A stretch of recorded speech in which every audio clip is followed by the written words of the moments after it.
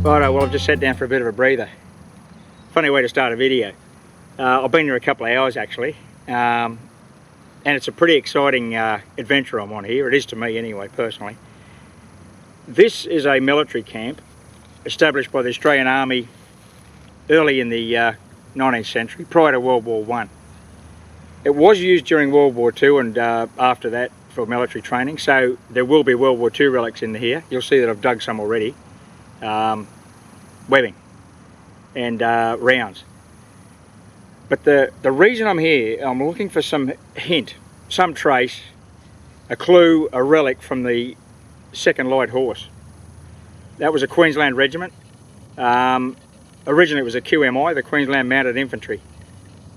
But the 2nd Light Horse was part of the 1st Light Horse Brigade. There were 1st, 2nd and 3rd Light Horse. They served dismounted at Gallipoli, mainly as reinforcements after the infantry had landed on April 25th, 1915. They landed in May. But probably the Light Horses are more famous for the world's last great cavalry charge at Beersheba, where they made a successful action riding down Turkish guns on horseback, which is pretty awesome. Incredible story. I found an old newspaper article from March 1915 that the 2nd Light Horse were in this bushland for dismounted musketry training, which is a delightful old term in itself. But so they're in here for dismounted musketry, March 1915. But when I researched the 2nd Light Horse, they'd already deployed to Gallipoli, or Egypt rather, eventually to Gallipoli. They deployed to Egypt in late 1914. So the regiment wasn't actually here, which was a bit confusing to me because there was 280 men or something in here training, A, B and C troop, 2nd Light Horse, training in here in May 1915. Now as you'd realise, that's only a month or so before the Anzac landings at Gallipoli. So more research and I discovered that of course, like all World War I Australian units, they sent reinforcements because there's such attrition in World War I. And they numbered the reinforcements, 1st, 2nd, 3rd, 4th. From what I can gather, the 2nd Light Horse troops that were in here in May 1915 went as one of the reinforcement groups for the 2nd Light Horse proper, which was in Egypt. And I assume that this group of men that were here, the new recruits, reinforced 2nd Light Horse, and then they landed on Gallipoli, dismounted as reinforcements in May, a month after the Anzac Cove landings. So what do I hope to find in here? Well, dismounted musketry, obviously there's a lot of shooting. I'm going to find bullets. How will I prove that I've got a Light Horse relic? Well, I mean, the Holy Grail to me, personally, would be a Light Horse cap badge with the emu. That would be just something special. It could be in here. There could be one in here. I don't know. But horse tack, mainly, because the Second World War troops weren't mounted. So the horses would have been here, even though they weren't doing any actual horse training during that period. It was dismounted musketry. But the horses would have definitely been here. Maybe some horseshoes. But I think the more likely find would be a head stamp from an early 20th century 303 round. You know, 1912, 13, 14 rounds that wouldn't have been in use in 1939, 45. Definitely would have been in use by the 2nd Light Horse in May 1915. So as I said, I've been in here for a couple of hours. I'm pretty sweaty, it's pretty hot. I've had a lot of fun actually. I've made a few finds, which we'll get into now. I'm not sure if I've got any Light Horse relics yet, but I'm going to keep trying. So I hope you enjoy this little reconnaissance, we'll call it, because it's such a huge area. And they would have been all through this bush training.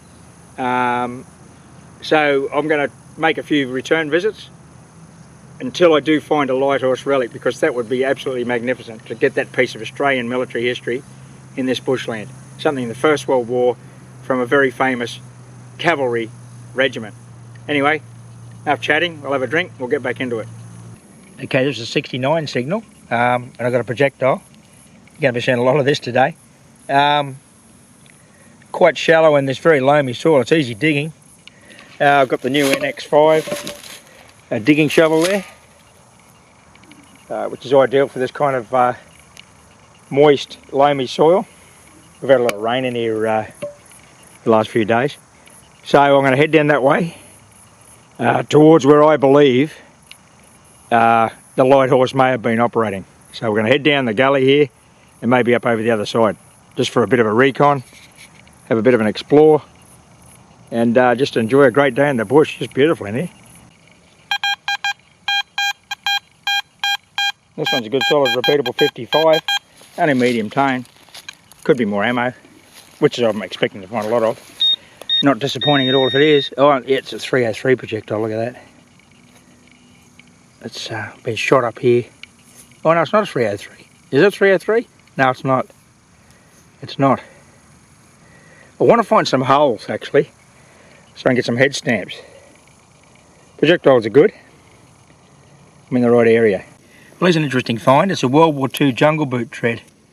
So that to me is the second layer of usage of this site.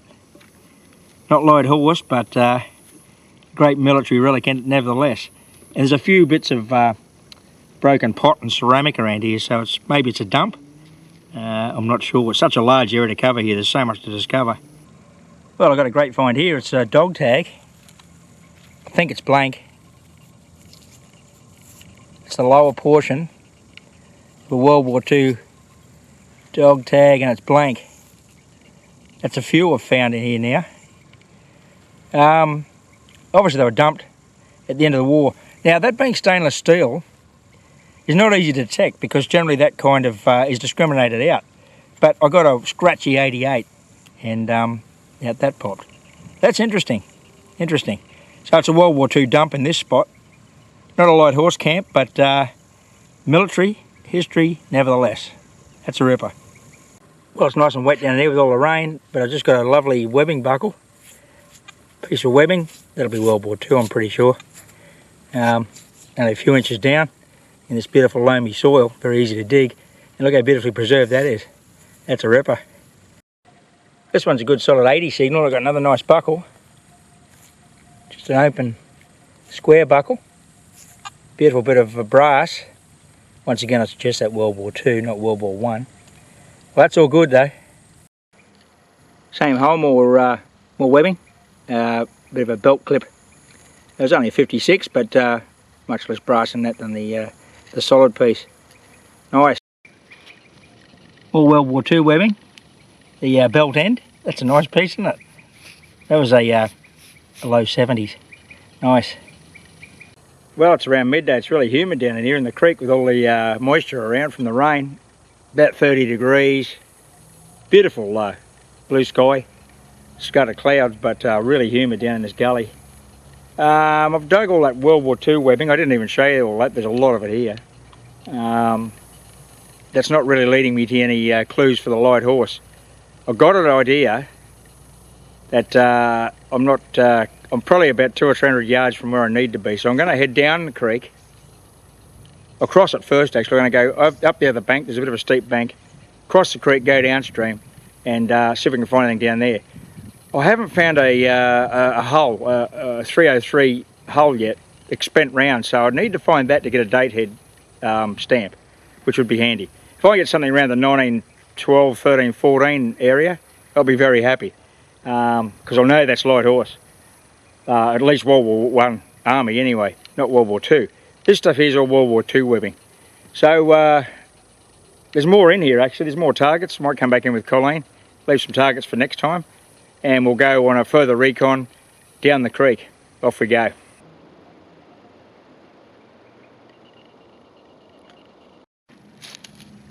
Well, I may have just found something really special here. It was an 81, and have a look at this webbing that's just come out. I've never dug a piece of webbing that size. I couldn't imagine. It's man related. I wonder if that's a piece of horse webbing. Military horse webbing. That is far too large for a man pack or a belt. I wonder, and this is a real long shot, if it is military horse tack. What I'm going to do is, I mean, the webbing doesn't normally have any sort of identifying marks on it, but it may have this one. I've never seen that size. I'll look it up, and I could be wrong. Could be drawing a long bow. That's what we do. It's I would dearly love to find a First World War relic in here, and I wonder what that is. That's pretty awesome. I've never dug a World War II piece like that in all my experience, so that's not to say it isn't World War II, or it's not got some simple explanation. Maybe it's off a radio pack or something, I don't know. But that's a huge piece of webbing. Solid 81 on the AT Max, as you can imagine. And pretty much in the middle of nowhere. I've just sort of wandered up into a bit of open scrub. Another thing that occurred to me, if I found a horseshoe, would be nice. Okay, on we go. Well, this one's a jumpy tone. It goes from 69 to 80, but we'll dig it together and see what comes out of here. Could be probably a 303 actually. Get the irregular target ID with 303s because A, they're good brass, and B, they're like a linear shape obviously, so you get different target IDs in two different directions.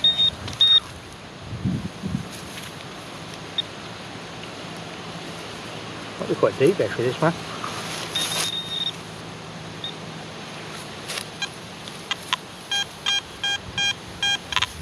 Yeah, it's pretty, you can hear that, the audio breaking up, I don't like, but we'll see. Always risky, these live digs, but it could be a good find. I don't know. Just nice loamy soil here, as you can see. You wouldn't be used to seeing me digging with a shovel like this, but normally the ground's like concrete where I hunt.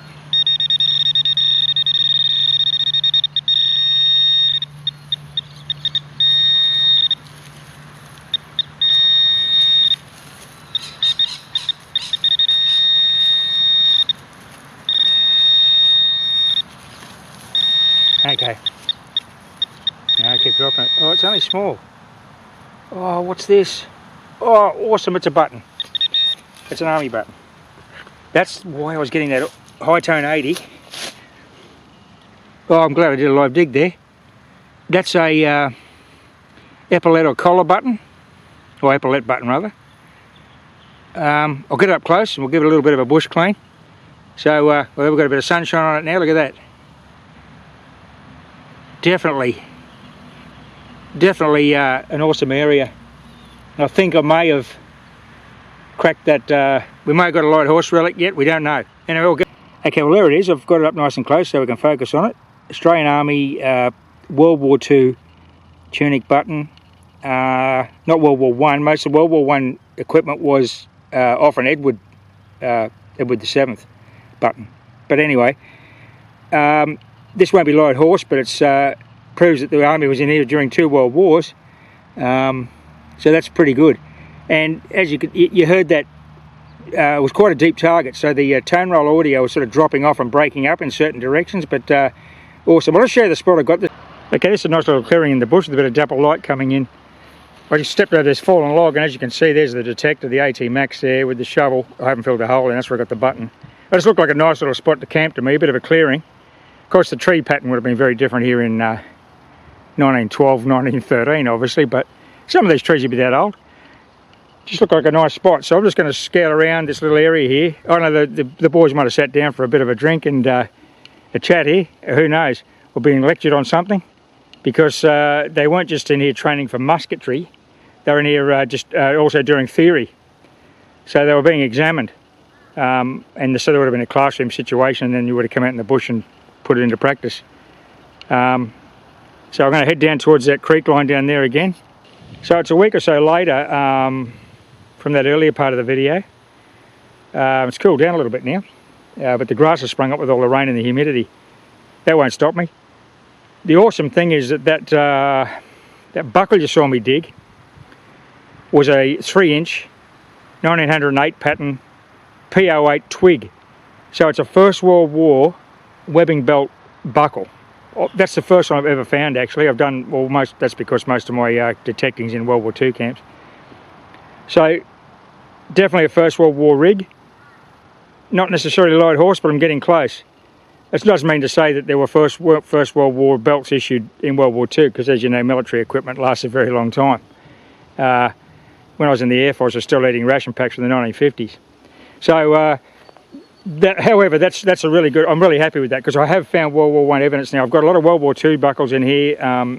I've found evidence of World War II activity like Dixies and things, but that's the first tangible First World War relic I've got, the 1908 pattern twig buckle. Just get this little pistol around. It was a very scratchy target, probably sitting at a weird angle in fairly deep grass, probably about 5 inches down too, so Max is really punching through this soil, which is moist and loamy, so ideal metal detecting conditions. Yeah, I don't know what the calibre is, but I'll check that. Next target's a 303 round, which has definitely hit something. You can see the point's all bent. It's ricocheted off something. I'm down the creek line here. I've got a very shallow 80-81 here.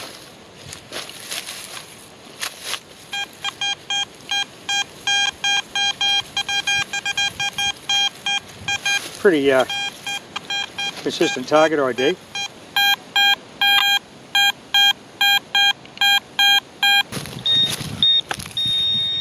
It's only shallow, as you can hear there, with the pro pointer.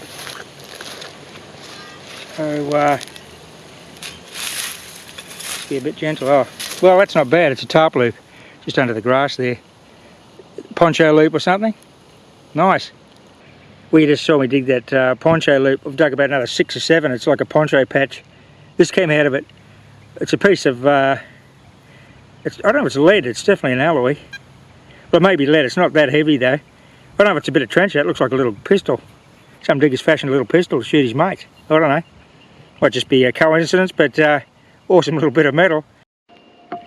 Well, that poncho loop patch has led me to the mother lode. I've found a really interesting spot down here in the creek. It looks like a World War II dump. Must have dumped a lot of ponchos and stuff, but there's some other interesting items just all laying on the ground. There are so many targets in here. All the high 70s and low 80s. You can't ignore them, because amongst all the poncho loops could be some coins and relics, who knows. I'll show you the ground here. This is the, here we go. This looks the top off a, there's a couple of these. Probably a salt shaker, unless it's a filter from a gas mask. It's too small, I think. That's an interesting little relic. Also here we've got poncho loops. Look, here's a webbing buckle embedded in the ground. There's some sort of tack button. Let's have a look at this webbing. That's a nice bit of webbing too. Have a look at that. So, and there's all these tiny little rivets. The detector's just going to go off its nut here. All sorts of stuff in here. Now if you come over further, well, that's a nice surface find that. Oh look, there's another one. This is World War II history here. After the war, the boys just dumped everything here. 2 different styles there, as you can see. More tack buttons. Maybe off fatigues and that kind of thing. And over here, there's just poncho loops everywhere. I'd say they just dumped them all here, and the bushfires have burned them over the ensuing 70 plus years. Poncho loops. I can't even you'd have to have the patience of a saint to detect this. I'll just keep specking it by eye and see what we can find. What's this here? Embedded in the moss. Oh, look at that. That's a bit of trencher. It's a 303 hole, and a digger's threaded it through a couple of poncho eyelets. That's crazy. Well, a nice little find just on the surface. And it's all through here, along this creek bank, in this bracken fern. Pretty little spot though, isn't it? Really pleasant to be out here today. And I haven't even looked on the other side of the creek. This goes on forever and ever in here. Well, the AT Max and the NX5 are having a bit of a break there. I should come down here with a rake actually. Here's something else that's quite interesting. I'm just looking at what's exposed on the surface here. A little sling swivel. Pretty sure that's a rifle swing swivel, 303 sling swivel. Wow. I need to rake these leaves. Here's another one of these filter style things. There you go. There's the sling swivel I just specced. We'll keep just poking around in here and see what else the diggers left behind for me to pick up. Well, that's the end of the first sortie. I did find a World War I relic. That was that 08 pattern 3-inch webbing buckle. So I'm pretty happy with that. A lot of World War II stuff overlaying this area, of course, the dumps, and no coins, not really a surprise. I didn't expect to find coins in a site like this. Definitely worth a lot more detecting. There's literally hundreds of acres in here, and pinning down a spot where the troops might have sat down and had a break, morning tea, that kind of thing, won't be easy, but it'll be in here. They would have sat down and had a rest or a little lecture or something in the scrub. Hence, we find buttons in the middle of nowhere. So, definitely worth several return visits. I'll be back. Hope you enjoyed the video. A lot of talking, a bit of history there, but thanks for watching, everyone, and happy fly sticking.